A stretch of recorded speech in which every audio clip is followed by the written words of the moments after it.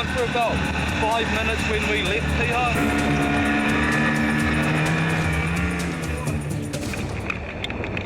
Lifeguards from Piha and Uruguay are required to urgently assist in the search. O'Neill, what happened? The swimmer has gone missing here in O'Neill's Bay. Last seen on this rip at the southern end, about 100 metres offshore. The lifeguards are currently patrolling in front of the lifeguard tower here at Bethel's Beach. As you can tell, it's a fair distance between the two spots. It will take the Bethel's IRB 5 minutes to reach O'Neill Bay. 3 boats involved. One's come down from Piha, straight up from Piha, and one's come down from Uruguay. And there's also a Bethel's boat plus another Bethel's IRB getting prepped at the moment. Piha lifeguards Duncan and Ollie volunteer and start the 12-minute journey north at full throttle.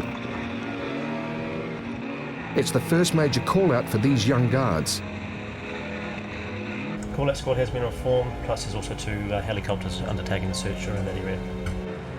Both the police helicopter Eagle and Westpac Rescue are based at the Marine Rescue Centre in Auckland's CBD. Estimated time of arrival at Bethel's, 13 minutes. Within 10 minutes, members of the Bethel's call-out squad arrive. At O'Neill's Bay, the emotional family members anxiously wait. Aside from 2 Piha guards, 2 guards from Uruguay have now also made the trek across.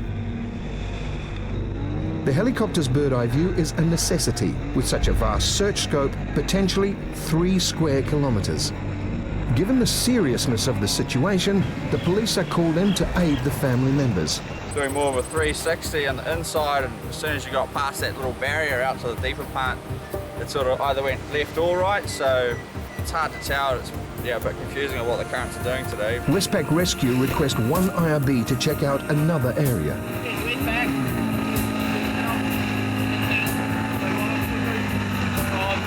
Down there. The choppers reckon that the rip's going out south. Just jumping in, have a little gaze around in the cave and stuff. Have a look around, see if we can see the fella. Right, well, I'll be sitting out here. Lifeguards have to consider the possibility that the missing swimmer was able to swim into one of the many caves in an attempt to escape the strong currents. It is the same treacherous surging water mass, only it's in the dark. The check is to no avail. The emergency services are searching now for 35 minutes.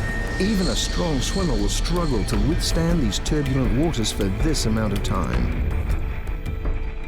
Along the mussel-covered rocks, lifeguard Kylan expects the area where, according to eyewitnesses, the boy was last seen in the water. Yeah, I'm just going to keep going along the top of this rock line so I can watch in this part, because there's so many crevices and nooks and crannies that someone could get wedged into. These crevices could be good or bad news. Good if the boy was able to clasp himself up onto the rocks. Bad if he was smashed against it and surged under the rock face. I can make an educated guess, but I can't make a real guess. I mean, I can say that you'll suck around this rip, you'll suck around here. Half the time it'll suck you right around here, suck you back in through. Sometimes it'll suck you out, take you off down that way. With no luck on firm ground, Kylan makes one last leap in a desperate bid to explore more caves and crevices the boats cannot reach.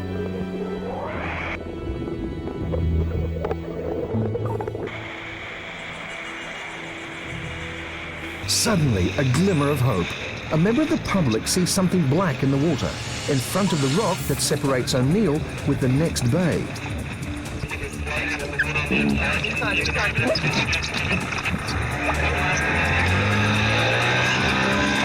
What's happening?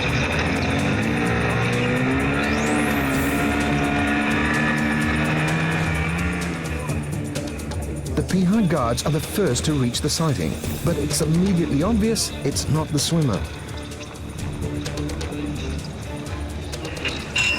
Yeah, Bethel's, we've just picked up a black bag. We're bringing it back up the shore, but we're not sure that could have been what people have been seeing, but we're heading in now, over. We had another situation. There was a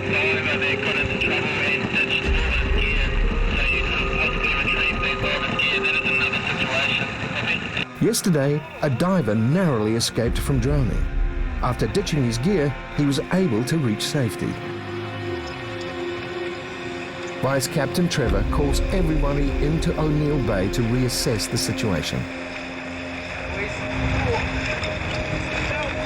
What's that? Yeah, we have no helicopters anymore, so at this point it's body recovery. It's hours down, so he's going to be underwater. We threw this rescue tube right here in the rib. It went out, over to the middle, and came back in. Yeah. So that's a potential, like, you know, some kind of thing we can follow. At this point, the body's clearly sitting on the bottom. Like, it's been an hour, it's filled with water. So maybe if we just want to set up some sort of grid, straight here from the shallows, south, flip, out, and just keep going out a few more times. The imminent outcome is devastating. No one is ever prepared for the feeling of loss. Roger, all copied. Last I saw, the mother was with the police at the top of the dunes here at O'Neill's, but that was the last I saw. We're maintaining a search. Copy.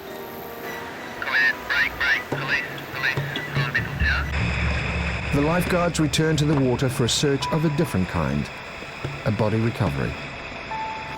Yeah, if you want to go ahead and make one last sweep on the inside of Bethel's now. Copy last. We're going to try and put a little extra space between us, and we're going to go from the inside boat at the shoreline to the outside boat on the back of the brig. Yeah, copy that. Go do that. All good. 4 boats go in formation. Sadly, it's an all too familiar sight for Auckland's west coast. I doubt that he would have gone down this far because of the way the current's been going and that, and because of the conditions.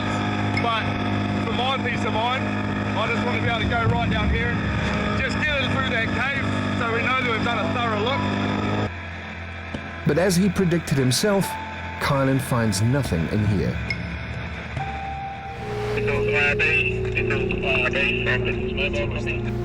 Stand down. Repeat, stand down. Make your way to Bethel's main beach in front of the tower. I can't quote exact sort of statistics for chances of recovering the patient, but in my experience it's possibly 1 in 3 people that go missing are found. Frustration. Obviously, I feel a sense of tragedy for the family especially. This serene west coast beach was merciless today. It took a 16-year-old's life, one of 30 people who drowned on New Zealand beaches last summer.